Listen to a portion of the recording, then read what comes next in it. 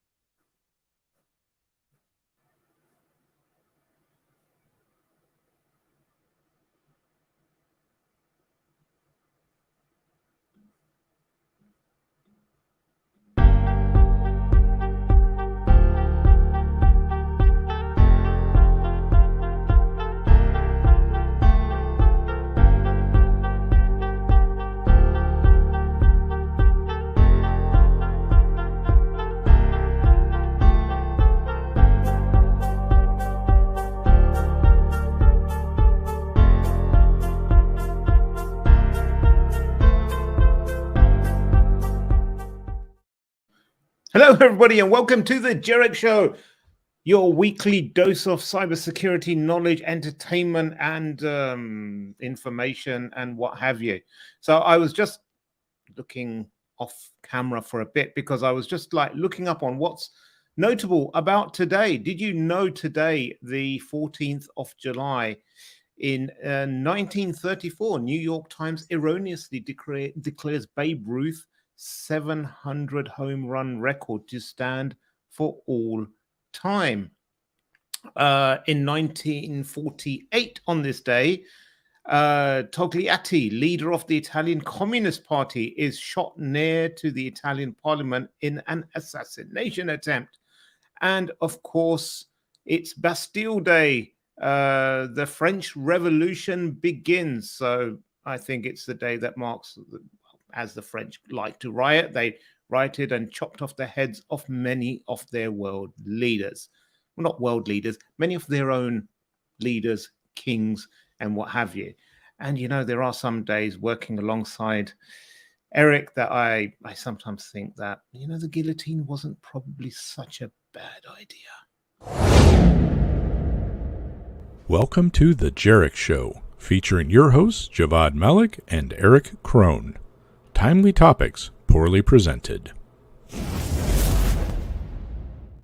And quicker than you can say off with his head, Eric, how you doing? I'm all right. Did you say guillotine? Isn't it guillotine? Tomato, tomato, whatever. Your American accent mixed in with however the French like to pronounce it. I ain't got no accent. What you talking about, man? Next you'll be saying it's croissant. It's oh, oui, yeah. No, I know even less French than I do like German. And wow. That's saying not and much. Ja and nein. Yeah, exactly. Danke. Yeah. No. How's it going, Javad? We missed last week again. What's up with us, man? We're kind of slacking. You notice that? There's nothing slacking about it. I was in New York last week. It was a vacation. I went with my daughter. We saw the 4th of July fireworks. It was really good. I felt really patriotic towards the wrong country. Yeah. I love that you, the Brit, goes to the U.S. to celebrate us throwing you, the British, out of the U.S. You know, it's one of those things. You just like go there. One thing I've got to say, America, it's a nation just like any other, but one thing they excel at is marketing. It is such a great marketed nation that you almost believe it's as great as you Americans think it is. It's yeah. You know, speaking of travel, though, I saw a story here locally again that I think ties right into something that you have personal experience with. And that was a flight coming into Tampa Airport got into some turbulence and people literally hit the ceiling and came back down. They had to bring them off the plane through an ambulance and get medical attention. You were on a flight like that coming into Tampa a few years ago, weren't you? I was, yeah, about 4 years ago. It was my first trip over. And honestly, I was never a nervous flyer before then. And ever since then, whenever there's any turbulence, I'm like, oh, I tighten the seatbelt as hard as I can now. Before it was like loosely around my waist. Now it's like tight, white knuckles all the way, like cut off circulation to my legs. Can't feel a thing. But, I do not want to leave my seat. Yeah, you said your laptop like hit the overhead. And my laptop went up and I grabbed it because I had my headphones on and I was watching a movie on my laptop, and the laptop went up and I grabbed it and I heard this thud and I thought, oh crap, we've landed. I thought I didn't hear any announcements. I must have been so lost in it. I must have been like, and then no, we're still in the air. And then I looked out the window really nervously because I was sure that half the wing would have been ripped off or something, but no, it was just turbulence. But yeah, people went up, they hit the top, and they needed medical assistance. Yeah. No, and it is one of those things that when they tell you to wear your seatbelt, I honestly believe that. I know a lot of people don't really think it's that big a deal when you're in the air. But man, it comes out of nowhere sometimes. And, I saw that story. I thought of you. I thought of your experience when you were coming into land. And I remember that story because you were a little shaken up. I was, yes. I was glad to be alive. One of those things, I'm like a broken record now. Whenever I'm on a flight and there's any bit of turbulence, I have the urge to turn around to the person next to me and say, I was on a flight once and this is nothing compared to the turbulence that I experienced. Hey, did they come through afterwards and say, and there's no additional charge for that extra bit of ride you got there? Yeah. I mean, if it was Allegiant or one of those, they probably would have tried to charge you for the extra experience. Because that's what they do. It's like the air crew was so nice, and they came over, checked on everyone and everything. And there was like in my section, there's quite a young lady. She was looking after everyone, and then she was like really polite and positive to everyone. Oh, it's just a bit of turbulence. It's okay. Hope you're okay. Sit down. We'll get you some water. We'll get you this and what have you. And then she sat down in the seat that they have in between the jump seat thing. The jump seat. Where the catering area is. And I looked around the corner and she was there and she was crying and she was like wiping away her tears. And I felt so bad for her because like she was only like 20 something or what have you, but she put on a brave face to put everyone else at ease. And was she sitting in a little pile of liquor bottles, the little tiny vodka bottles everywhere? No, that I was on a flight in Canada. Actually, it was a terrible mess of a bunch of flights and people were on strike and all this. Anyways, this was way back when. Got up there and we were getting ready to deplane and we were standing up. I was up in first class, but we were all standing up. And next thing you know, just the world moved out from under me. And I ended up hitting my back on like the center in first class between where the trays sit and all that on the metal. Turns out a Lufthansa truck ran into the jetway, which was against our plane.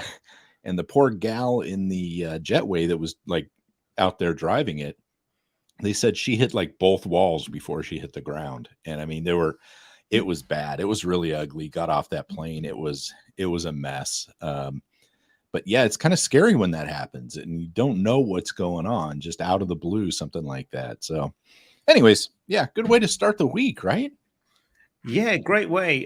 Welcome to the Jerick Show, the show that tells us all about plane, trains, and automobiles. Hey, in all fairness, you've talked travel before because of my travel curse. So it's been a topic before. It has been a topic before, yes, it has. But I like how you threw it in there. I hit my back on the bit between first class and business, just to let people know that you don't travel with the commoners. You're not a peasant. Such a travel snob. Such a travel snob. Hey, Anyway, now. oops, those are my notes. Let's go into the. Oh, such skill, such smoothness. No wonder people tune in so much. We'd like to thank our two viewers right now, which I know there's more, but it only shows two. This is crazy. Yeah. This No, platform. but the great thing is they've left comments like that I can throw up on screen anytime. So, like, what do you think of my transition? Nesta says it's great. Oh my goodness. What do you think of Eric's face? That is funny. Okay, so we can do this all day. You ever thought about being a journalist? I mean, yeah. Fox News, if you need me, I'm here. Thanks. All right. Let's go into some of this now. Number of email-based phishing attacks surge 464%. That's a large surge. Yeah, and you know who they're blaming it on, right? ChatGPT. ChatGPT. Yep, using ChatGPT for crafting these things is what they're saying is behind this major surge of this, which I thought was kind of interesting. It is interesting. But, ChatGPT allows you to automate a lot of it. It allows you to make a little bit of tailoring, tweaking, and also, fixes your bad grammar and spelling if that's what you want doing. And I think that's one of the key things right there is, we still run into that where translations are hideous. If you've ever tried Google Translate before, it'll almost get the job done, but it's not very good. And I've talked about this before. A coworker of mine and I one day decided we were only going to communicate through emails that we had used Google Translate on. So we would translate to another language and then they would, translate it back using Google Translate. Yeah. And what ended up happening with that was just horrible. It was a terrible thing. But it was kind of a fun little thing. So if you ever want to have some fun like that, get a colleague and vow only to communicate through a language using Google Translate. And you will find that it's amazing. Oh, dear Lord. Yeah. So the ChatGPT seems to do a much better job at doing the translations. Maybe we should try that where we do it using ChatGPT. Maybe we should. Maybe we should. It might improve the quality of this show, at least. That's entirely possible. That's your 50%. It's okay. Oh, yeah. Yeah. This is a really interesting one. Go and take it. Take this one. Yeah. I mean, this is somebody who's an ethical hacker who decided to go unethical and then try to do ethical again or something. Basically, this was somebody who is employed as a cybersecurity person that decided to go out. And the point of this is, that temptation is always there. Now, they're not saying who the employer was, but apparently the previous employer on his resume was Amazon. So not really hard to figure that one out. But apparently he got into this crypto exchange and transferred a bunch of money, but then transferred some back and kept like $1.5 million in exchange for them not calling law enforcement. It's Gmail report. Yeah. But apparently this is a thing. And I didn't realize this, but basically they steal a bunch of money and then they come back and say, well, I'll give you back like 90% of it if you don't call the cops. And I thought that was kind of an interesting thing were you familiar with that kind of a? I am not familiar with that kind of thing, but you can see the genius in that. Oh yeah. Yeah. And it's like, on one hand, it's like I've lost 100% of whatever that amount is. And I can go to the police, but how much faith do you have in the legal system and the cops to be able to track someone down effectively and then recover the money and what have you? Yeah. And in this case, you're just like, yes, wow, indeed, Ebony, I feel the same. In this case, you're like, okay, it's a 10% hit, but it's better than losing $1 million. I'm only losing 100,000. And so I think psychologically, it's a very, very shrewd move. Well, and I got to wonder too, here's me putting on my tinfoil hat and going black hat again. On the other side, What if the people made an insurance claim and then said, what money? We didn't get any money back. And they pocket. I mean, you know what I mean? There's ways that they could turn that into it. Like, oh no, we only got half of it back. It's kind of like the old bust with the police where, they bust some person with a bunch of cocaine and $1 million in cash. And then that 900,000 gets put in, evidence. And then when they go to court, they take that 800,000 and they, you know what I mean? Like, Yes. It's like, there's a lot of ways that this kind of triggered to me that you could almost play this game, but I didn't know that was a thing, frankly, that turning around doing that. Now, clearly in this case, because it's in the news, the people did go ahead and call the cops, because what's he going to do about it at that point? You know what I mean? We got most of our money back. Why not call the cops? But I think this was interesting. And of course they looked through his Google stuff where he was looking at what he might be responsible for here and talking about fleeing the US, which is always an interesting thing when they end up subpoenaing your Google records. Yeah. And again, there's this bit in the story that I say goes back to the brilliant marketing that is the USA. Armin used his skills as a computer security engineer to steal millions of dollars. He then allegedly tried to hide the stolen funds, but his skills were no match for the IRS Criminal Investigations Cyber Crimes Unit. Oh, yeah. No, okay, that's a good point. That's some good PR right there. That's good marketing right there. The skills were no match for. Yeah. I'd like to voice over that section. Oh my gosh. Okay. Yeah. Oh yeah, this was kind of cool. Yeah. Russians putting fake ads out there of BMWs, cheap BMWs. Comrade, here's a BMW. You can have it in any color as long as it's red. Well, what was interesting is this was based off a true ad that I think a Polish diplomat had posted up and sent out to some people. I guess he was moving out or whatever. And so sent it out to everybody. And the Ruskies got a hold of it, allegedly. The Ruskies got a hold of it and basically weaponized it by changing. If you look at that picture up there, there's like a bit.ly link for more pictures. Yeah. And so they weaponized this ad, which was a legitimate ad that was sent out to a bunch of people by a diplomat. So it may have contained a little bit of trust factor there. If people are like, oh yeah, so-and-so sent out this. Yeah, he's selling that BMW. I heard about that. And then this pops in your inbox. 7,500 euros for a BMW 5 Series. Come on now. Yeah, it's a 2011 model. It's done 266,000 kilometers, which is like I don't know how many miles. Yeah, I'm trying to do the maths in my head. And I can't. But you live in kilometer land, don't you? You should know. The UK is miles. That's right. Why do you think we Brexited, man? Because we just couldn't put up with that crap no more.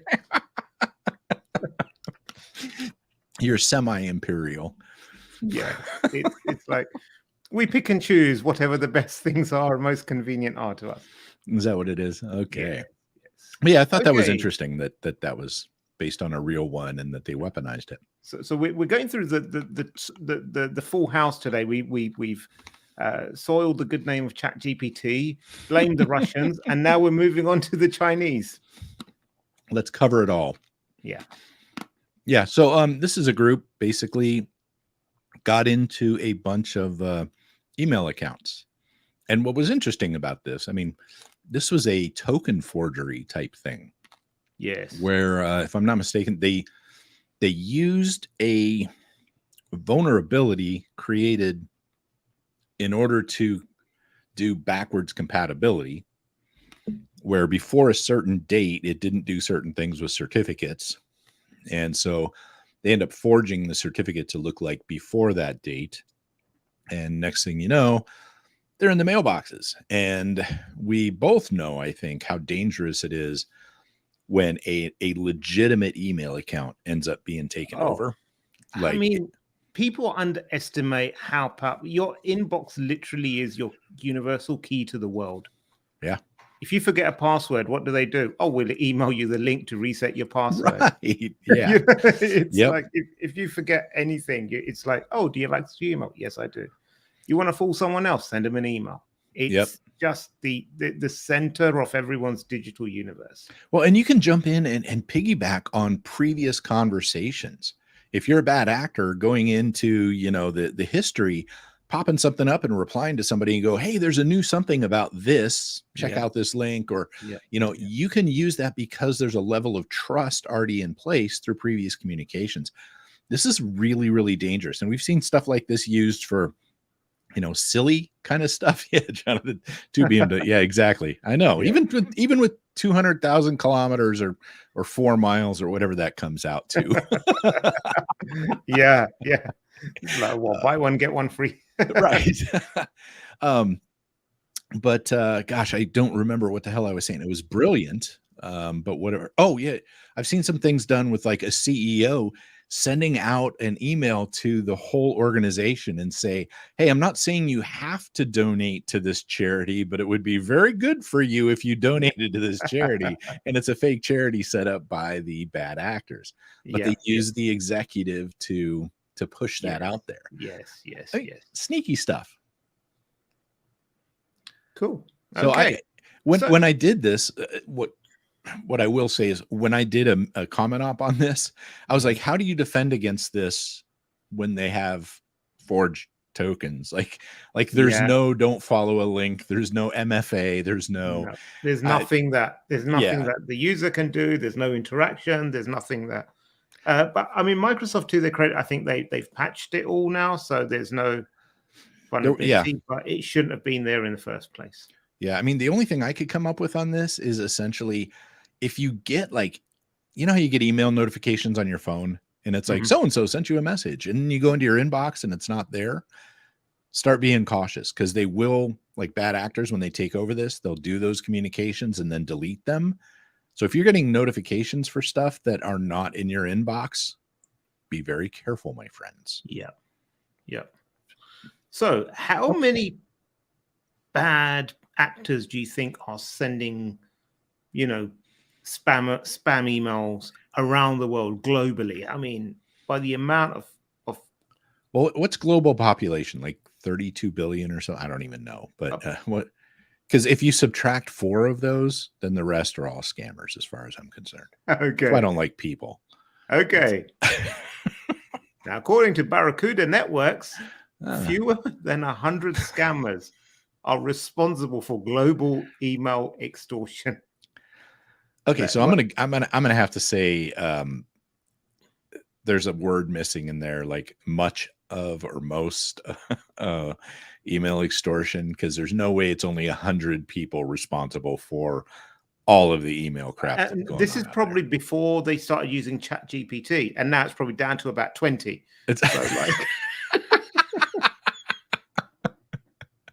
Yeah, now we do know that a lot of this stuff does come back to like as a service stuff. So phishing is a service, malware is a service, ransomware is a service, and I did read this, a lot of it they're basing on payment stuff. Yeah. And what I started thinking about when I looked at this actually was, sure, maybe 100 very active accounts, but that doesn't necessarily mean individuals, because in those as a service things are going to be processing and receiving payments for a lot of other stuff. But it is interesting to see that there's 100 entities that have a very significant impact on this, it seems. It is. And, a lot of these Bitcoin wallets are used as just the initial dumping place from where they can launder it. So it gets put through the churners. Well, I've forgotten the name mixers. The mixers, that's the churners. Same thing. Mixers, churners, same thing. Yeah, blame it on the British, right? That's a British word for it. It's churner. Yes, of course. It's like a boot. Yes. Oh, jeez. So I mean, I think the methodology might be a bit suspect and the thing, but I also think it's it's interesting. There's probably fewer than we actually think actual organized groups out there. So I know Yeah. everyone thinks that there's like tens of thousands of or hundreds of thousands of criminals out there. Probably not, but I mean, this is from Barracuda, who tends to run ads like "Buy our WAF" and breaches are a thing of the past. yes. Right. Which Is this the same Barracuda that a few months ago said like ditch your hardware, like it's unpatchable? Anyway, let's not get into like that sort of thing. Apologies, very unprofessional of Eric to even bring that kind of thing up. And shame on you. Oh my! That's such a soapbox issue for me. I've gotten into them at the booth before in some places about their advertising. So hey, okay, yeah. Indian developer fired 90% of tech support team and outsourced the job to AI. Again. Wow. This is a new type of offshoring, I suppose, right? So the developer is called Dukan. Dukan is basically means shop. Okay. And they build online stores for customers and what have you. And Sumit Shah, who's the founder, actually, let's go on Twitter and see it, from the horse's mouth. They laid off 90% and because of this AI chatbot. And here's how we do it. So time to first response went from 1 minute 44 to instant. Resolution time went from 2 hours 13 minutes to 3 minutes and 12 seconds.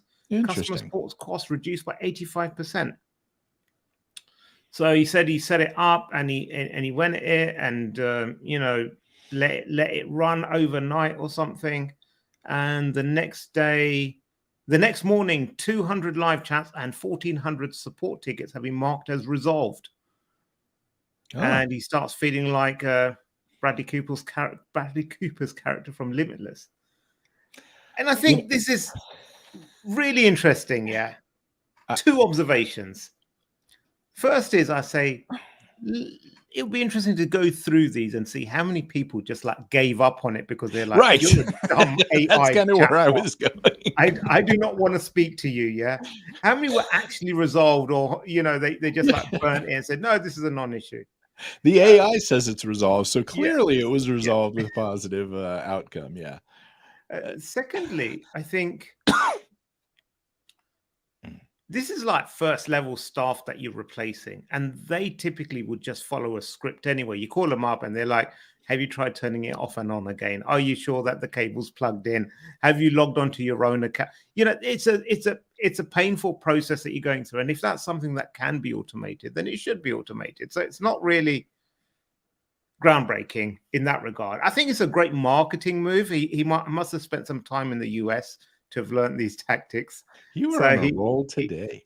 He got the whole thing going, and saying an AI. But we've had like AI assistants and chatbots and everything like that for a while now. So it's not terrible. It's not a terribly new invention or innovation. It's just what it is, I suppose. Yeah, and to your point, you're right with the initial connections are often very, basic information collection or throwing somebody to like a knowledge base article or something like that, it's when it gets escalated to the next tier that people actually have to do some thinking. So this may be a perfect place for AI in a non-thinking capacity. Yeah, I know. So you're saying that you can be replaced by AI very soon? I was waiting for that. Yeah, non-thinking capacity. I was waiting for that. It took you a while, though. You're a little slow today. I got distracted because I just got a notification that a correction. Because, we're not like Fox News. We're not like some of these other low-quality podcasts. We have fact checkers. We do. Running in the background, making sure that everything we say is correct. And I have a correction to make that we're not paying them, right? No. These are criminally overworked interns that you're talking about. It was great. There was like so many staff let off by this this online store in India, and their staff were just desperate for any jobs or whatever. So I just hired a bunch of them. So they said Bastille Day is the anniversary of storming the Bastille prison, hence the name, on July 14th, 1789.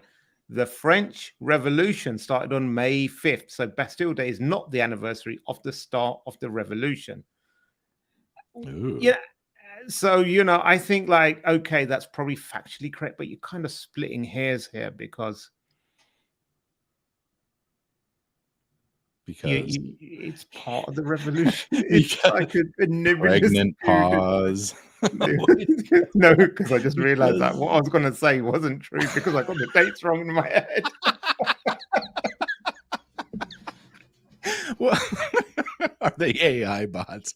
Oh, I don't think this one is. No.